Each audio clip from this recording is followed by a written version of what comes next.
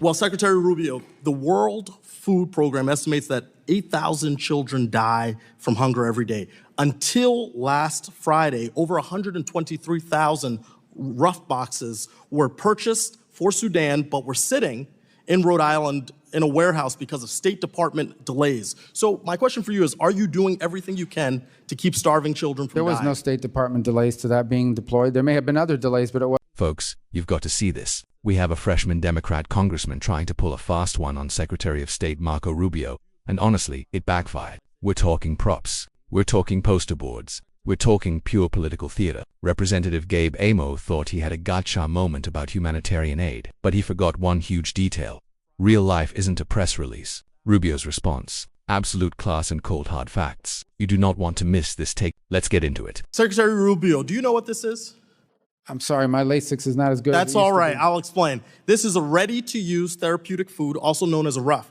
It's produced in the United States by Adesia Nutrition in Rhode Island and Manna Nutrition in Georgia from American-grown farm products. A single box that I have right here of this miracle product can save a child from dying of severe acute malnutrition in only 6 to 10 weeks. Now, since January, you have promised over and over again that foreign aid freezes will not include life-saving assistance. Russ saved the lives of children who are starving around the world. Do you agree that this product is life-saving aid?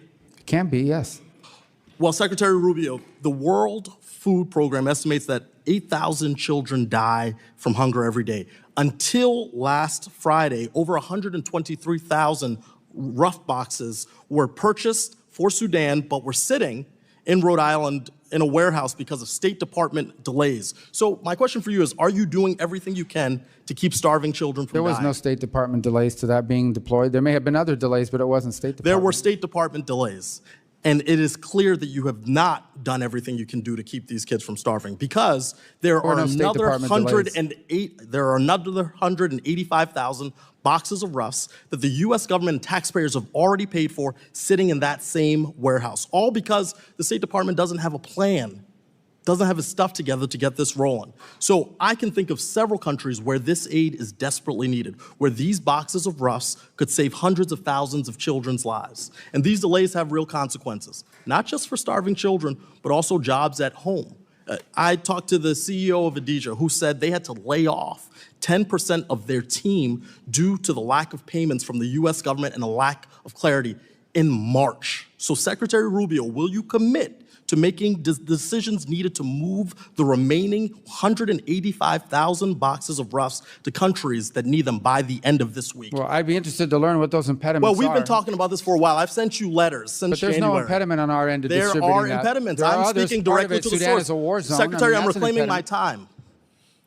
This exists as a problem, and you have not acted. That's false. And maybe it's the case that you have too many jobs, because I know it's the case. It must be a lot to be the National Security Advisor, the National Archivist, or the head of USAID. That's a lot. I understand a lot of footballs. You a football player, that's a lot of balls to catch. But the issue here is we have children who are dying. So will you commit to continuing to fund the production, transportation, and distribution of these domestically produced life-saving products to save starving children around the world? They're approved now. They are not moving. I just told you about 185,000 boxes in Rhode Island. I live there. And you need to figure out why they're not moving, because it isn't an impediment from us. Sir, you need to figure out. That's actually your job, sir. No, it's no impediment from the State Department. Well, Mr. Secretary, it seems like you will not make a commitment. Sir, it seems like you refuse to make a commitment. We do more of that than anybody in the world, and we're going to continue to do it. We're going to continue to do food aid. We're going to do more food aid than any country on the planet times 10. Well, that's a lot of talk. But I believe those are numbers. Seeing is believing, and there is not to be seen. Those are numbers. Those are facts. We do more foreign aid. Well, I've got numbers. I've got 185,000 boxes that aren't moving. So, but the State Department doesn't move I'm going to do you a little favor. We authorize them to move. Mr. Secretary, I'm reclaiming my time, sir. I'm going to do you a favor. To move. Well, you ask questions you don't want anybody answer. I'm telling you, they're allowed to move. And I have a question for you, and you're compelled to answer.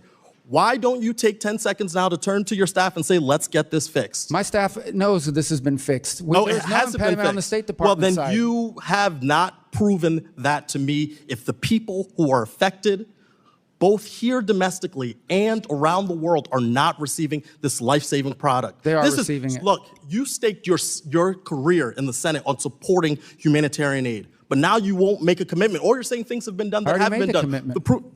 You've made a commitment? We do more food aid than anybody in the world, and we're doing more today than anybody in the world. Secretary, I'm reclaiming my time. You are speaking in generalities. I'm talking about specifics. I'm speaking in specifics. We do more than anybody in the world, and we're doing more than anybody in the world right now at this very moment. That's hyperbole, sir, because this has been disrupted because of your freezing of aid. Who does more food aid than the United States? Sir, why are you asking me questions? My job is to ask you questions. You're the one that's claiming that Secretary, I'm reclaiming my time. Secretary, I'm reclaiming my client. This is why I'm introducing the Rubio Act.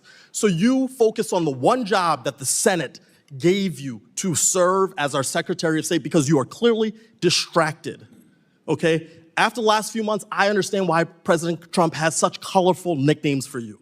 You're obedient. You're following the rules. You will do anything the president tells you to do without regard for the law, the Constitution, America's security, or standing as a leader in the world. Unlike you, I do not fear crossing Donald Trump. I refuse to give up on these children. I will be calling you once a week until you take action to fund RUF and actually prove that you're doing this job to make sure you know how many children have died on your watch. Will you pick up my call? No children are dying on our watch. Will you pick up my call, sir? Pick up your call? When I call you to check in on your progress. Our progress is already being made. We already do more than anybody in the world. No, but he's made some strong accusations here. We're doing more than anybody in the world. That food is being distributed now, and he knows. There is a lot to unpack here, but let's start with the obvious. Whenever a politician walks into a hearing holding a prop in this case, that little packet of food and has a giant poster board set up behind them, you know you're not watching an inquiry. You're watching an audition tape. You're watching theater. Representative Amo came in hot, trying to paint Secretary Rubio as this villain who was personally stopping starving kids from eating. He's waving that packet around, talking about warehouses in Rhode Island, trying to make it sound like the State Department is just forgetting to ship the boxes like they misplaced the tracking number. Here's where Rubio absolutely dismantled that narrative, and he did it with simple logic. The reality of war zones. Amo is shouting about boxes sitting in a warehouse. Rubio correctly points out there are no State Department delays. Why? Because Sudan is an active war zone. This is what people in Washington often forget.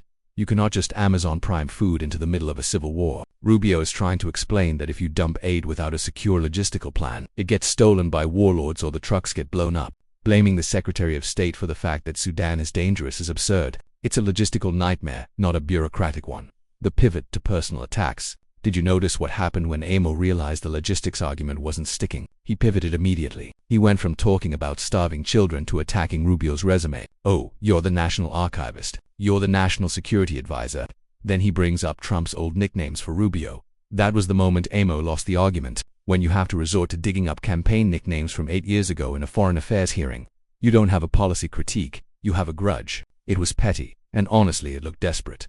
The Rubio Act stunt. Then he threatens to introduce the Rubio Act to force him to do his job. Come on, this is grandstanding 101. Rubio is sitting there, probably on hour 4 of testimony, handling global crises, and he has to listen to a lecture about how he's distracted.